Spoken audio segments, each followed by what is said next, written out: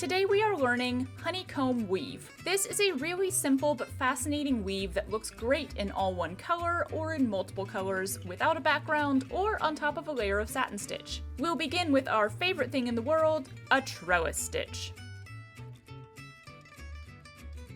Now, like we did with the lace trellis, we'll turn our trellis so we're looking at diamonds rather than squares, as we will be weaving threads across on what would be the diagonal. We are not aiming for the cross points though, but rather right below and above them, so there will be 2 woven threads inside each diamond, or 1 on either side of each cross point, whichever way is easier for you to think of it. The weave is the same for each thread. Always take it over the crossing threads, those that lay on the top of the trellis, and under the ground threads, those that lay closest to the fabric. Because of the change in the position of the trellis, that will automatically create an offset pattern with each new woven thread.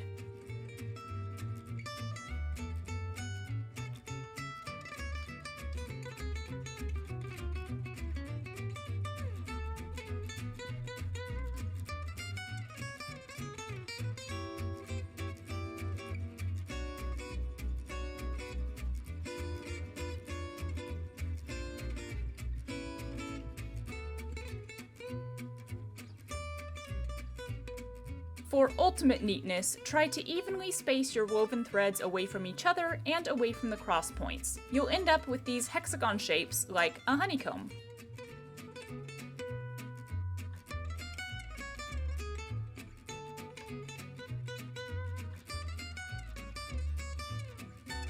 And that is a honeycomb weave. And we're done!